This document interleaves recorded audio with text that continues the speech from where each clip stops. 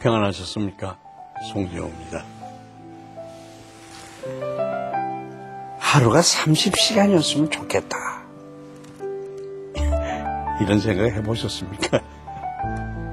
매일 아침 식사 준비하고 아이들 학교 보내고 공과금 납부에 야근까지 해야 할 일이 산더미처럼 쌓여있을 때 하루의 시간이 왜 이렇게 빨리 지나가는지, 특히 무언가 배우고 싶거나 새로운 일을 시작할 때는 1분 1초가 아쉽게만 느껴집니다.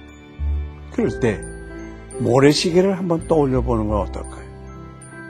깨알같은 모래알이 산더미처럼 쌓여있을 때에도 통과할 수 있는 통로는 이미 정해져 있습니다. 그래서 일정한 양의 모래반이 순서대로 통과할 수 있는 거죠. 한꺼번에 많은 일을 처리하려 욕심내기보다는 다시 한번 삶의 우선순위를 세워보는 건 어떨까요? 가장 중요하고 급한 일부터 하나씩 해결하다 보면 하루 24시간을 30시간처럼 사용할 수 있는 지혜와 능력을 하나님께서 허락하실 것입니다. 오늘도 하나님께서 주신 24시간을 지혜롭게 이용할 줄 아는 여러분 되시길 바라면서 오늘 말씀 함께 하겠습니다.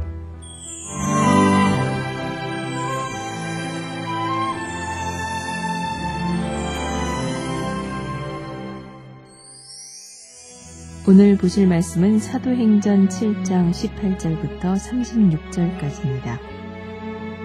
요셉을 알지 못하는 새 임금이 애굽 왕위에 오르매 그가 우리 조숙에게 교활한 방법을 써서 조상들을 괴롭게 하여 그 어린 아이들을 내버려 살지 못하게 하려 할세.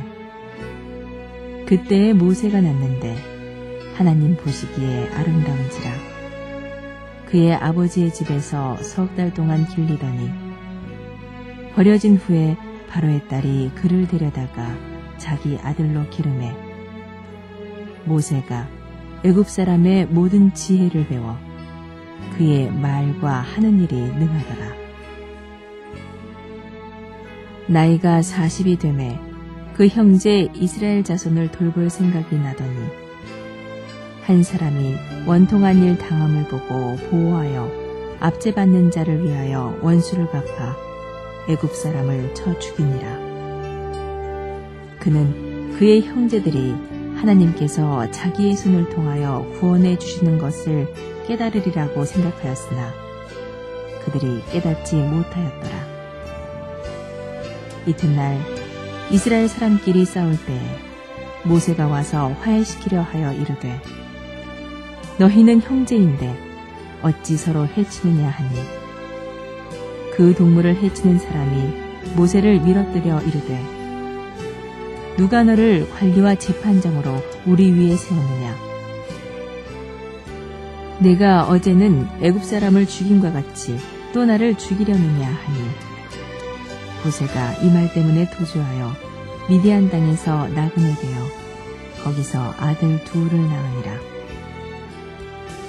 40년이 참에 천사가 시내산 광야 가시나무 떨기 불꽃 가운데서 그에게 보이거늘 모세가 그 광경을 보고 놀랍게 여겨 알아보려고 가까이 가니 주의 소리가 있어 나는 네 조상의 하나님 즉 아브라함과 이삭과 야곱의 하나님이라 하신대 모세가 무서워 감히 바라보지 못하더라.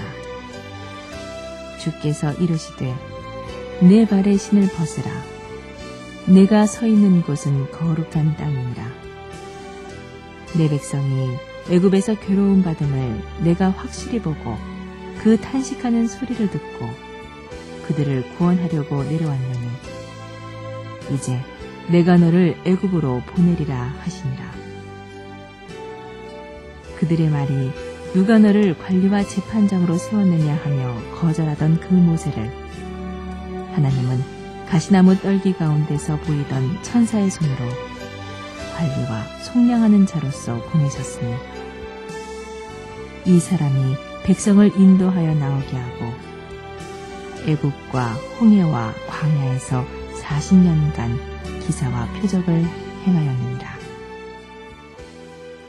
오늘 본문에서 스데반은 자신의 모세를 모독했다고 고소하는 자들에게 모세의 일생에 대해 설명을 합니다. 이집트에 정착해서 번성하고 있는 이스라엘 백성들에게 박해가 시작됐습니다. 이것은 이미 아브라함에게 하신 예언대로 된 것입니다. 그들로 하여금 세상에 마음을 두지 않고 하나님 나라 가나안을 사모하게 하기 위함이었습니다. 이 구원을 위해 하나님께서 예비하신 사람, 바로 하나님 보시기에 아름다웠던 모세인 것입니다.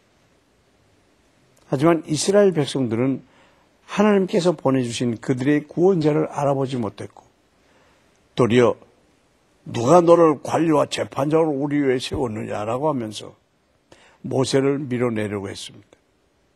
이렇게 모세가 태어나자마자 살해의 위협을 받았죠. 자기 백성을 위해 기꺼이 그 높은 보좌를 버렸던 점, 이스라엘 백성들로부터 배척을 받았던 점 등은 바로 참된 구원자이신 예수님의 모습을 정확하게 예표하고 있습니다. 때로 우리에게 찾아오는 시련은 하나님의 나라를 더욱 사모하기 위해 다가오는 축복일 수도 있습니다. 시련이 찾아올 때 여러분은 어떤 반응이십니까?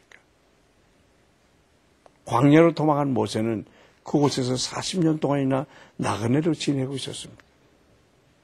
하지만 하나님은 이스라엘 백성들이 누가 너를 관리와 재판장으로 세웠느냐라고 하면서 거절했던 그를 다시 구원자로 세우셨죠. 그래야 모세는 출애굽의 역사를 이루어냈고 홍해를 가르는 등 무수한 표적과 기사로 이스라엘 백성들을 이끌었습니다. 그렇지만 이스라엘 백성들은 모세를 향해 거역과 대적으로 일관했고 이제는 참된 구원자이신 예수님마저 배척하고 있는 상황인 것입니다. 스데반의 마음이 얼마나 착잡하겠습니까? 한편 스데반은 하나님께서 모세에게 이방 미디안 땅을 거룩한 곳이라고 말씀하신 부분을 이용하면서 예루살렘 성전 자체를 신성시하고 있던 이스라엘 백성들의 잘못된 관념에 대해서 지적하고 있습니다. 왜냐하면 장소에 상관없이 하나님께서 임재하시는 곳이 바로 거룩한 곳이기 때문입니다. 지금 여러분이 서 계신 곳, 그것이 일터이든 가정이든 하나님께서는 거룩한 땅이라고 말씀하십니다. 나의 삶의 현장이 하나님이 거하시는 거룩한 땅이 되기 위해서 우리는 열심히 기도해야 할 것입니다.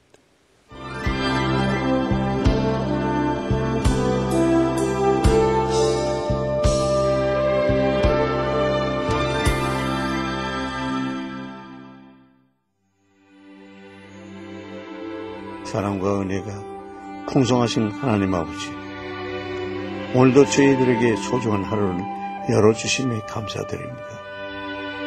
오늘도 우리를 사용하셔서 가는 곳마다 삶의 현장에서 하나님의 나라를 전하고 빛과 소금이 되는 백성이 되게 주시옵소서. 저에게 주신 재능과 달란트를 100% 사용하는 지혜로운 자녀들이 되게 하여 주시옵소서. 이 땅에 하나님이 주신 사랑과 평화의 통로로 사용해 주시옵소서. 우리가 있는 곳이 바로 하나님이 거하시는 거룩한 땅이 되기를 원합니다. 함께 하실 줄 믿사옵니다. 거룩하신 예수 그리스도의 이름으로 기도드립니다.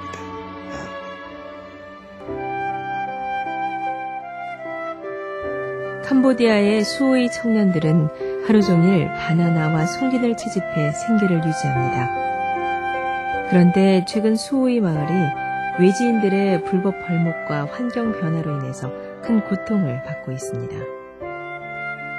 우리는 아마 세계에서 가장 가난한 사람들일 거예요. 그리고 더 가난해질 것 같아요.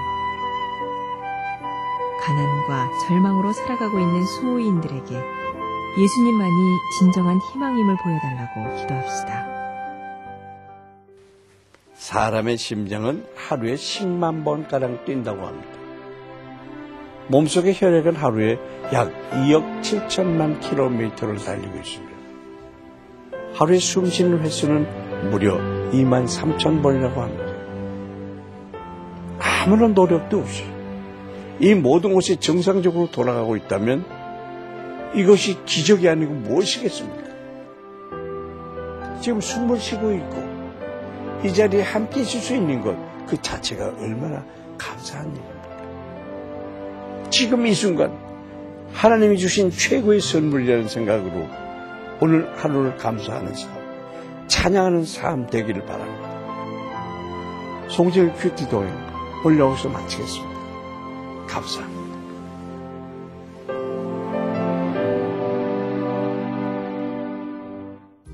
이 프로그램에는 GTM에서 큐티 교재 GT를, 책으로 만나는 성지 순례 답사기 바이블 루트를, 리브가에서 마늘 참치를, 수아영에서 기초 화장품을 협찬해 주셨습니다.